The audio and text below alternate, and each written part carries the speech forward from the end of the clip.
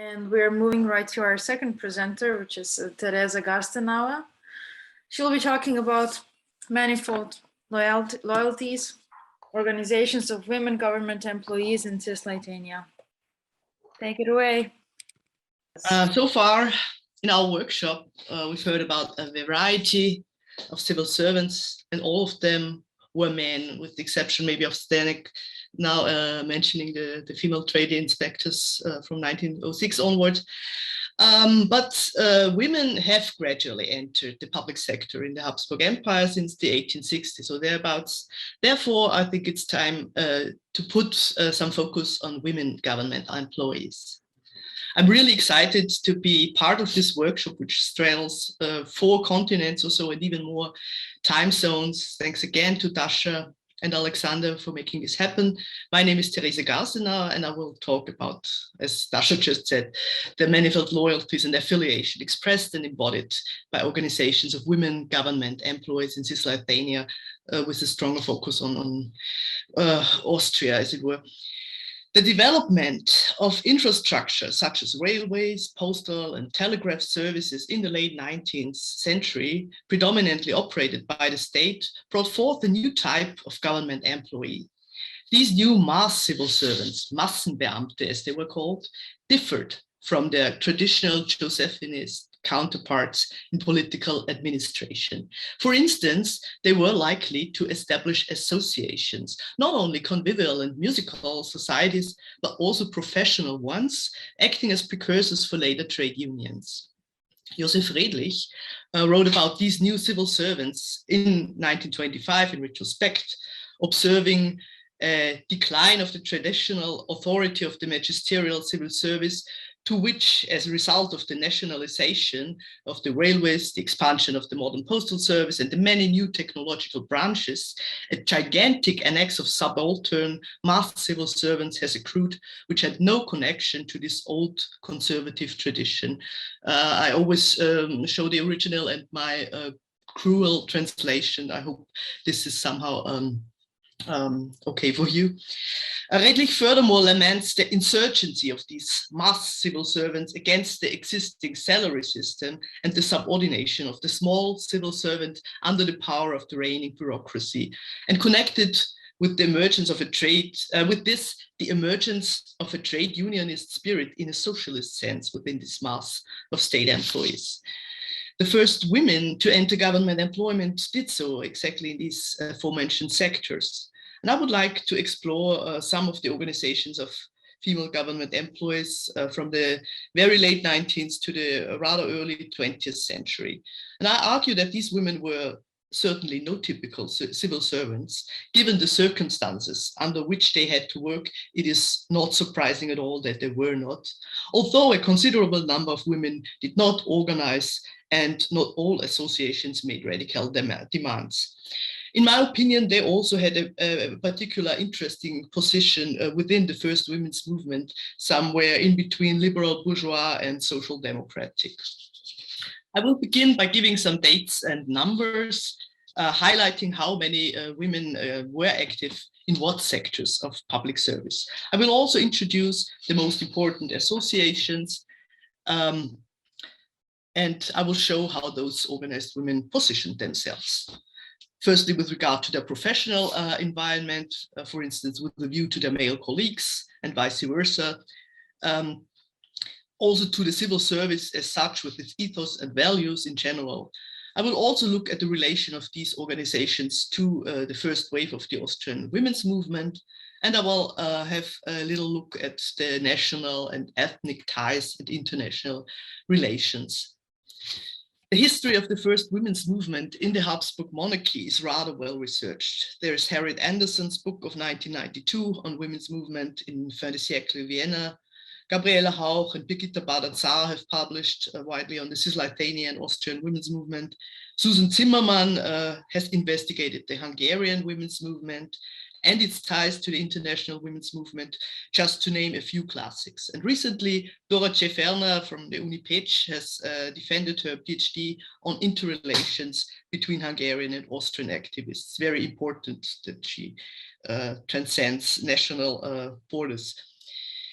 The organizations of female government employees have not been a main focus of research in this context, apart from the well-known chapters in the well-known monographs by Waltraud Heindl and Karl Megner on government employees, on civil servants, except for two exceptions.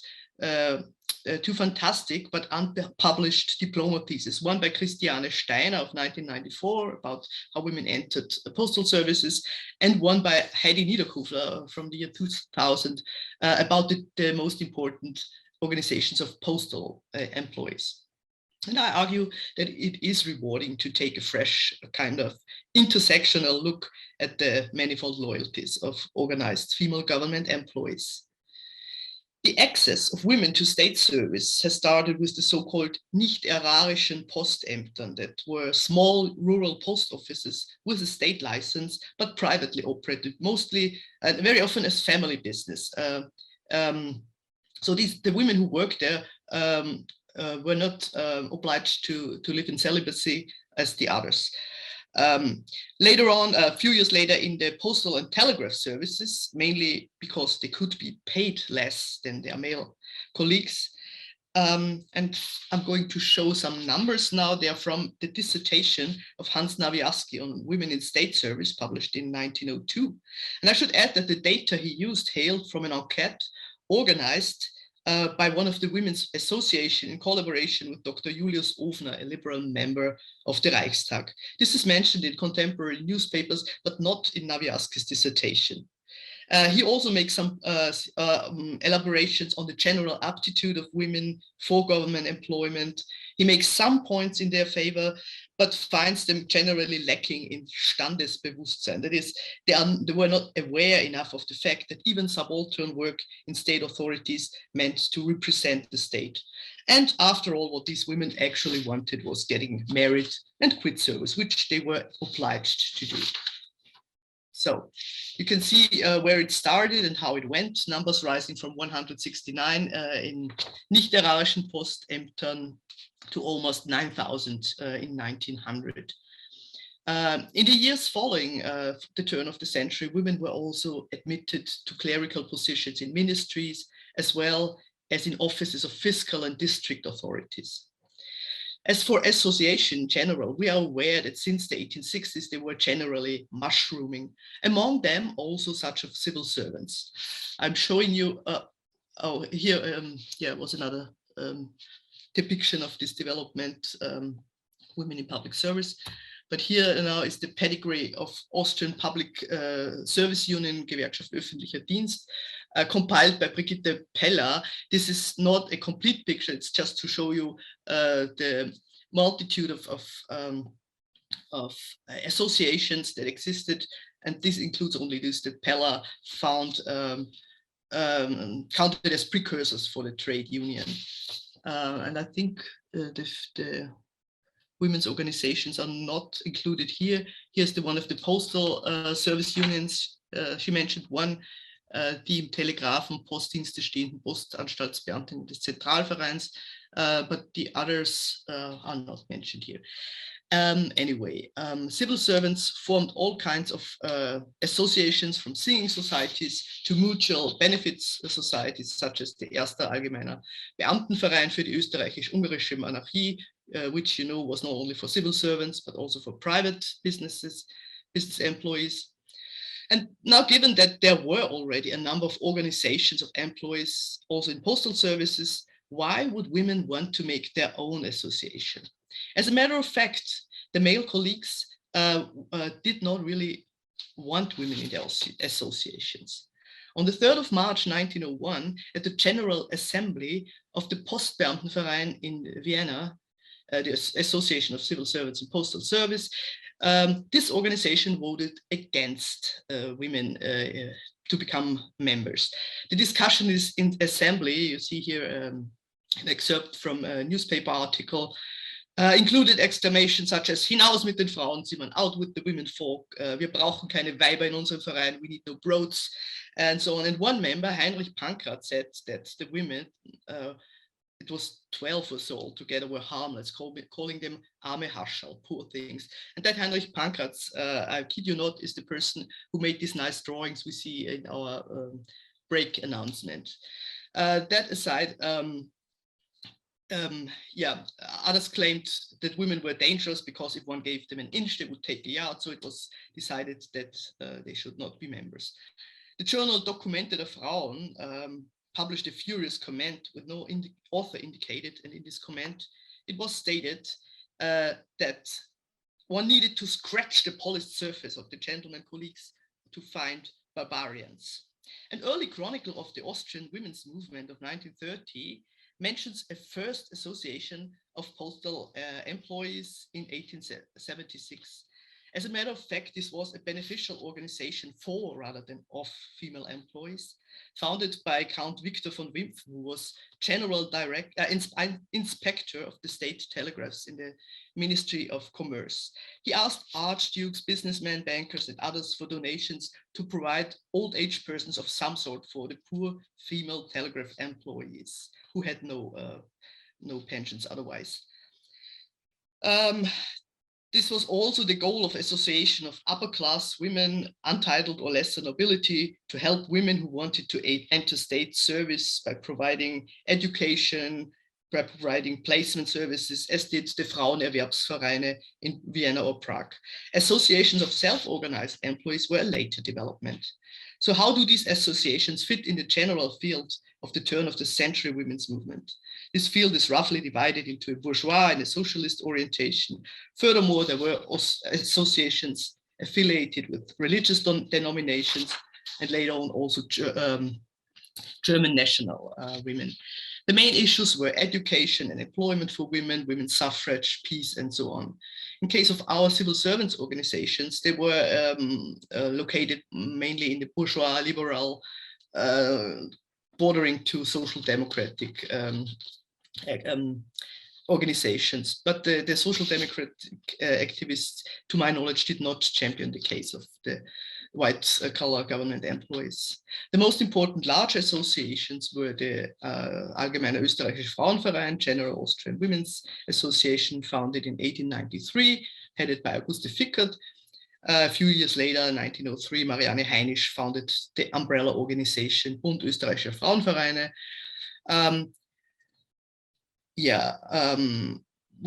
And all these associations were not allowed to act as political associations. Women were legally banned from doing so. Within the Allgemeinen Österreichischen Frauenverband, a Beamtinnen-section was founded in 1900 or 1901. Despite its general name, its members were mostly postal and telegraph workers. So here's a little overview of the main associations of women in public service. I started with the Hungarian one, the National Association of Women Clerks, who included also private employees and who was the earliest to my knowledge. Then there was the Verein der Post- und Telegraphenmanipulantinnen from Bohemia, Moravia, Silesia. And about at the same time, this Beamtinnen section was funded, who later got out from the General Austrian Women's Association to form its own Zentralverein. In 1905, Reichsverein der KK Postoffiziantinnen und Aspirantinnen Österreichs was founded as a competitive organization with relation to the Beamtinnen section.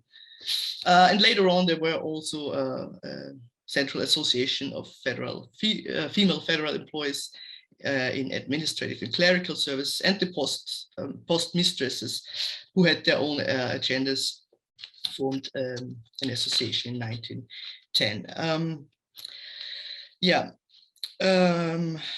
Interestingly, the demands of the rivaling associations, the Zentralverein, the Beamtinnen-Sektion, later Zentralverein on the one hand, and the Reichsverein on the other, they were quite similar, especially when it came to matters of wages, pensions, promotion, and working conditions.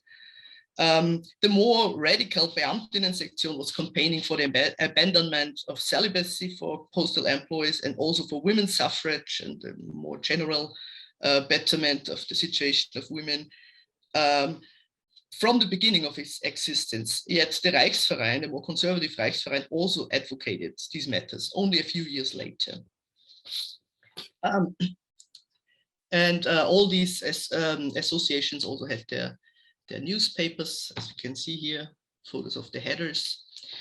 And here I would like to present a statement of the Beamtinnensektion, you know, this slightly more radical association that I found very striking because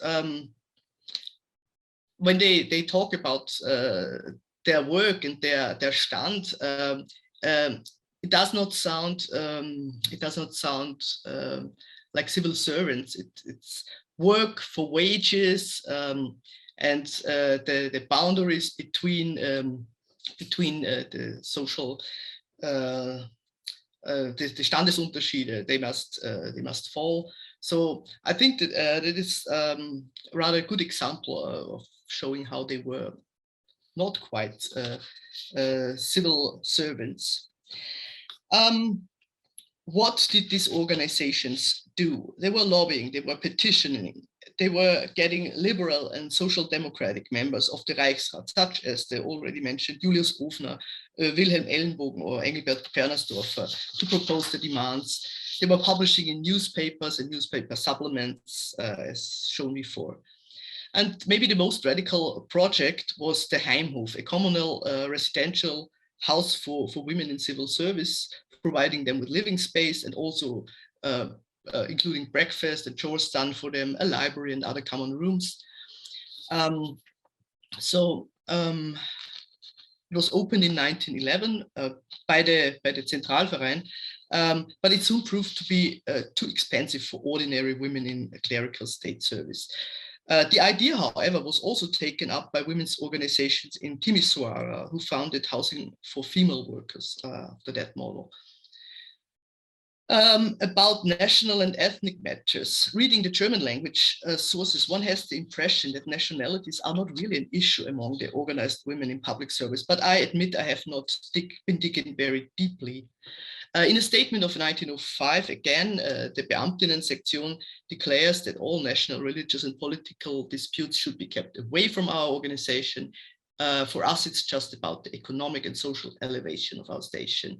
And colleagues can be German, Czechs, Italian, Poles, and Catholic, Lutheran, Jewish. It makes no difference. That what counts is the female state employees. So the main loyalties, if you wish, would be with the gender and also the profession. Right. That was the point of view of the liberal radical organizations. As for members from non-German or not only German parts of Cisleithania, there were strivings to collaborate with them. The Association of Post and Telegraph Manipulants in Bohemia, Moravia, and Silesia had initially collaborated with the Beamtinnensektion, but at some point in the first years of the century, something happened, described vaguely as unerfreuliche Vorkommnisse in the press, but not specified. The Bohemian, Moravian, and Silesian colleagues later on were in contact with the newly founded, more conservative Reichsverein, maybe preferring to be associated with a more docile organization. However, even the General Women's Association, which was until 1908 the umbrella organization for the Beamtinnensektion, was not above anti-Semitic leanings, namely the person of its co-founder and longtime leader Auguste Fickert, who would not agree to have Jewish women as her successors. Hannah Hacker has done research on that. As for international relations, Susan Zimmerman has pointed out already 15 or more years ago that the International Women's Council, whose idea of international was the sum of national, who generally equated nation with state, had some difficulties with multinational entities such as the Habsburg Empire. In order to join the International Women's Council, there had to be a representative of one country in the form of an umbrella organization. Austria joined in 1903, Hungary in 1904. Non-German women's organizations within the Habsburg Empire were striving to become members, but the International Council of Women was strict in this matter and would not accept women's organizations of nations without a state to back them. But this was on the level of umbrella organizations, so the singular associations of government employees wouldn't have an opportunity to do this.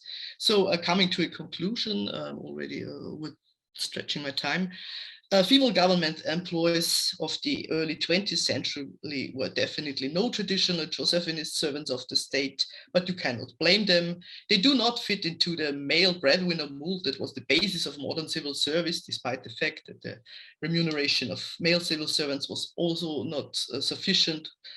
And they were de facto and de jure banned from higher positions in the hierarchy due to the exclusion from getting access to higher education and from studying law until 1917.